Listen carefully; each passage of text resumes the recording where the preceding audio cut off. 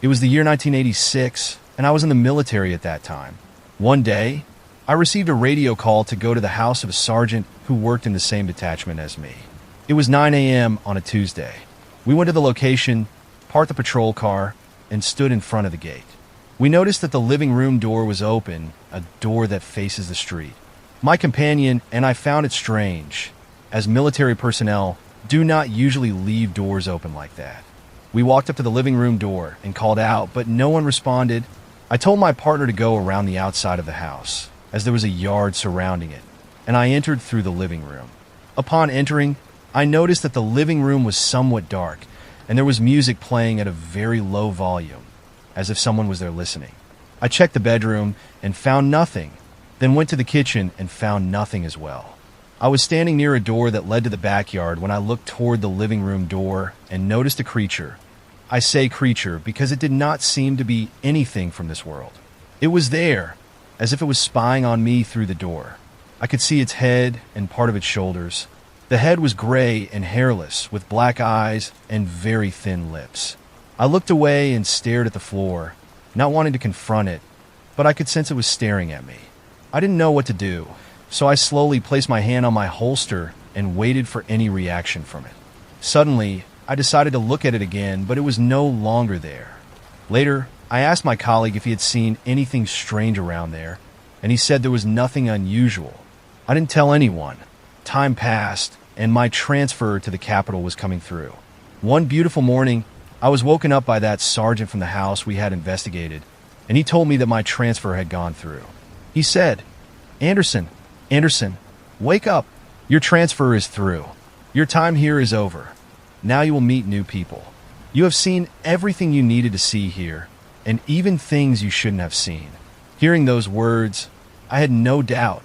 He knew everything. I don't know what it was that I saw, but I will never forget it.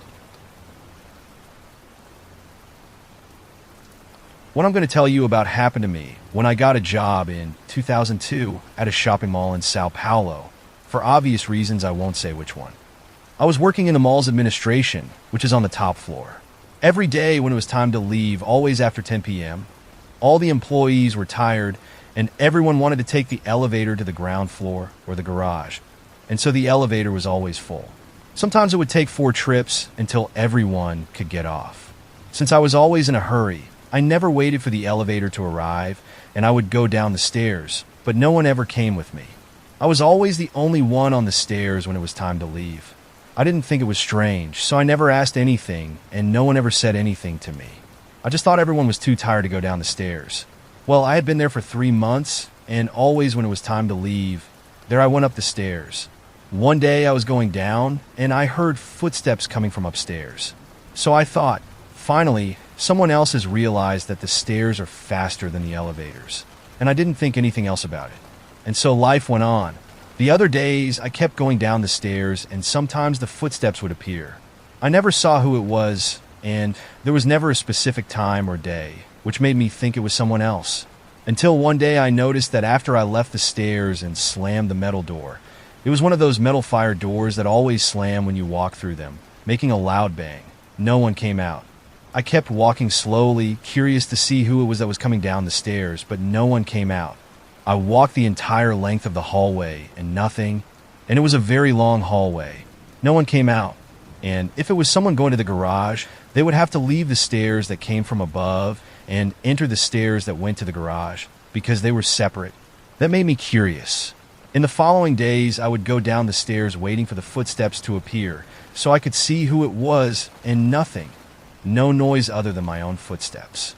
After 2 weeks, I finally heard the footsteps on the stairs and decided to go slower to see who it was. But as I slowed down, the other footstep, the mysterious one, started going faster and suddenly started running.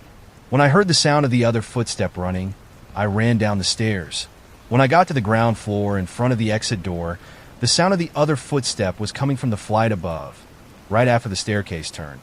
I opened the door and threw myself outside and ran. In my desperation, I didn't even see the cleaning man. I stepped over him, and we both fell to the floor. I looked at the closed door, waiting for it to open wide and something to come out, but nothing came out. The door remained closed.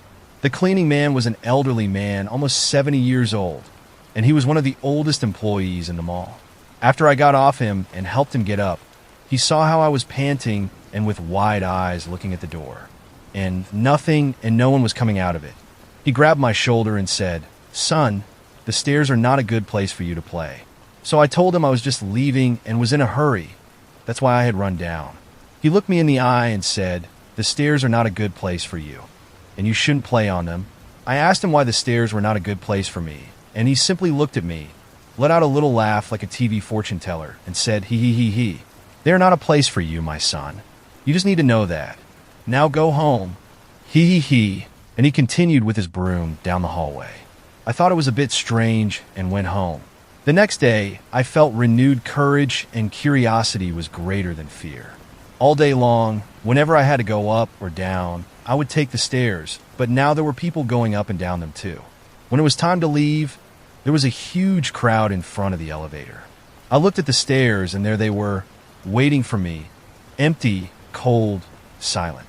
So I opened the door, stuck my head inside, took a look and nothing. No noise. And there I went, going down at a normal pace, neither slow nor fast, with my heart beating fast, my mouth dry, my ears alert to any noise. But I went down the whole staircase and nothing. No noise. The next day, the same thing, and so it went for a few more days.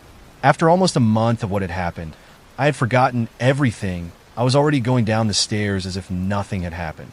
Until one day there I was going down the stairs, relaxed and inattentive, and suddenly TOF. As soon as I heard the noise, my heart started racing, my mouth went dry, and a tingling sensation ran through my entire body. Then came another TOF. It was the same noise. Part of me said, "Run, you bastard. Run like you've never run in life." I have had many experiences with ghosts. I will send as many as possible, but I will start with these two. When I was 13 years old, I lived in a city near Curitiba. I have many ghost stories that happened there, but this time I'll tell you about two that really left a mark on me. I lived on the same street as the school where my mother worked. This school had many ghost stories, but the most famous ghost was that of a bandeirante, a Brazilian flag bearer, who could be seen walking around the roof of the school at night. I never saw the bandeirante in person, but I did see something strange. I had an older sister who lived across the school. One night, after visiting her, a friend and I were walking past the school. It was dark. There was only the moonlight to light our way and a street lamp here and there in front.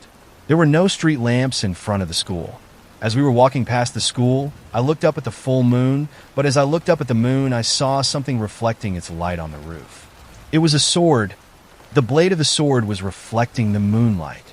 My friend was terrified, but I thought it was really cool. Too bad we couldn't see anything else clearly because my friend ran away and I had to go after her. This other story was actually much scarier. One night, a group of friends and I decided to spend the night in the countryside. We chose a place called Devil's Lair, which is a large rock formation. It's a really cool place where you can climb rocks and enter small tunnels. There were 7 of us. After a while, we decided to go to sleep, so we grabbed our sleeping bags and got comfortable. After lying down for a while and almost falling asleep, we heard what sounded like gunshots. It sounded like a volley of gunshots, actually a lot of gunshots. It sounded like it was coming from the top of one of the hills there. Devil's Lair was at the foot of the hill. We got up and looked towards the top of the hill. Up above, we saw what looked like a bandeirante with an arrow in his chest, and another one helping him walk, coming towards us. We stood there, completely paralyzed with fear. As the bandeirantes got closer, they began to disappear. This seemed to break the paralysis, and we ran away from there. We told our parents what had happened, and they believed us. I was terrified watching it happen, but now I feel very privileged to have seen it happen. These stories are true, and were written the way I remember them. I hope you enjoyed them. I will send more in the future. Until next time, and remember, lock your doors and windows and leave a light on, or even 2. You never know what can happen in the dark.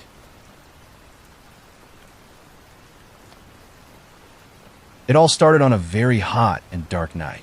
It was a summer night with a new moon, and the only thing lighting up the sky were the stars.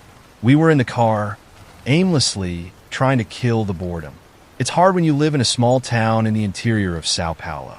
There were 5 of us in total. My girlfriend, her younger brother, who was always with her, their cousin, a friend of mine, and I, all crammed into that polio. After driving around the city for a while, we decided to leave the more urban area and take the roads that circle the city. After a while, we were on a completely dark dirt road with no streetlights or any signs. I don't think we've ever been here before, my girlfriend said, and I really didn't remember having been there before. Since it was a new place, we decided to keep going and see where it would lead. After about 20 minutes on that little road, we came to a fork in the road. One of the roads leading from there was very poorly maintained. It looked like no cars had been there for a long time, and the undergrowth was already taking over the road again. The other road that led from the fork seemed to be a continuation of the road we were on. Since we were feeling adventurous, my friend suggested we take the road that was in poor condition, and that's what we did. Since it was in very bad shape, I couldn't go very fast. The road went through a terrain with low vegetation, but about 20 meters to the right of it, the undergrowth turned into a denser forest with large trees. To the left, the distance between the forest and the road was about 10 meters. About 40 minutes later, we were still driving along the road. Then something in front of us caught our attention. There were some fallen trees on the ground, blocking the road. We thought about what to do, and after a few minutes we decided to remove the trees and continue on. My friend and I got out of the car and, with some effort, managed to clear the path. So we got back in the car and continued on the road. Less than 20 minutes later, we finally reached the end of the road.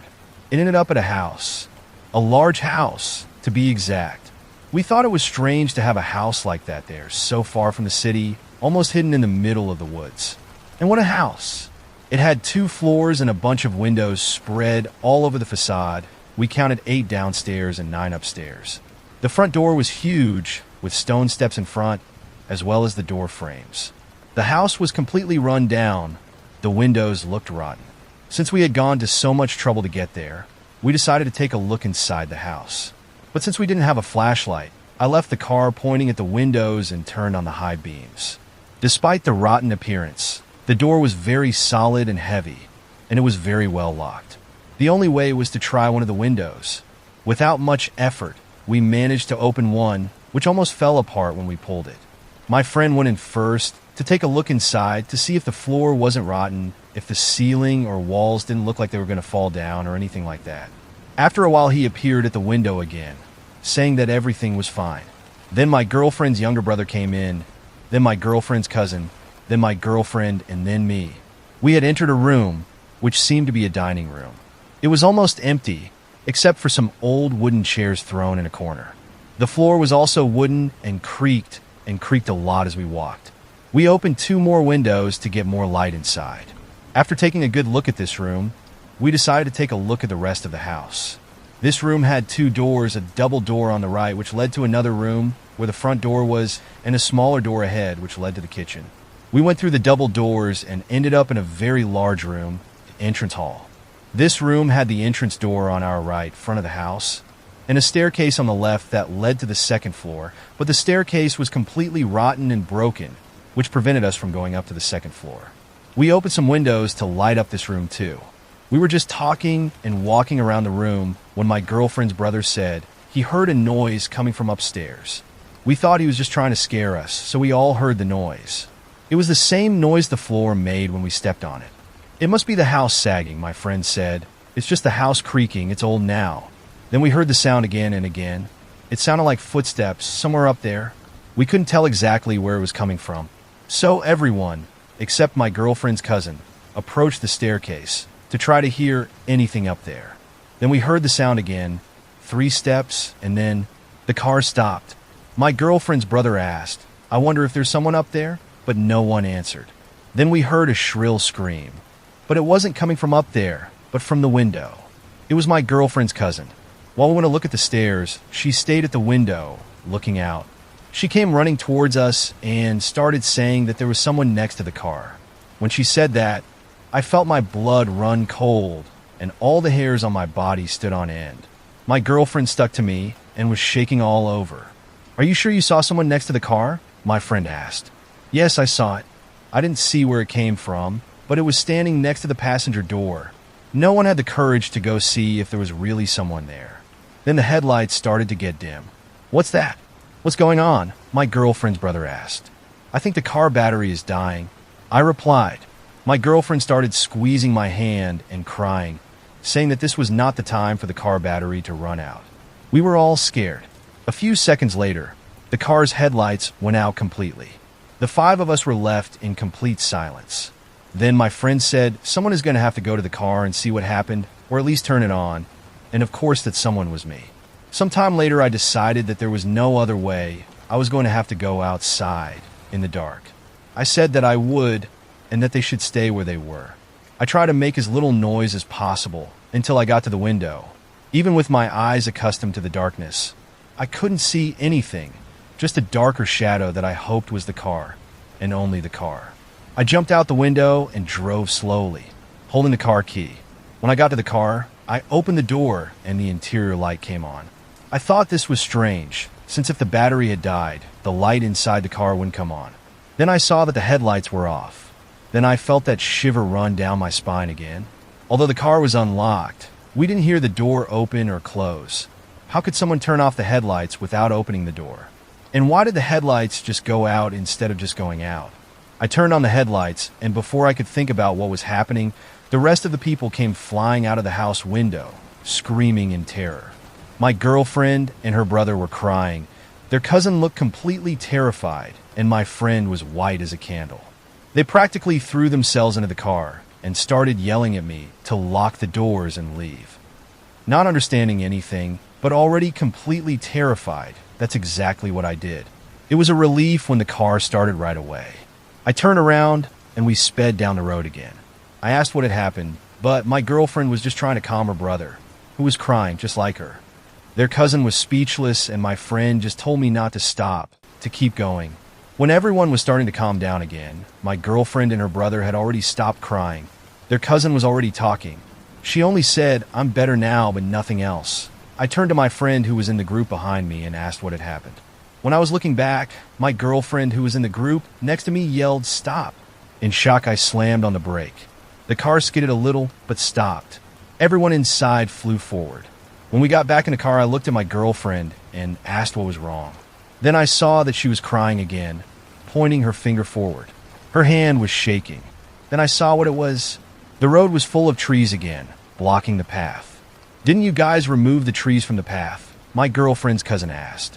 I said yes, we had. That was enough for my girlfriend's brother to start crying again. I started looking around to see if I could see anyone or anything. After a while, I looked at my friend and said, "We're going to have to go out and clear the road. There's no other way."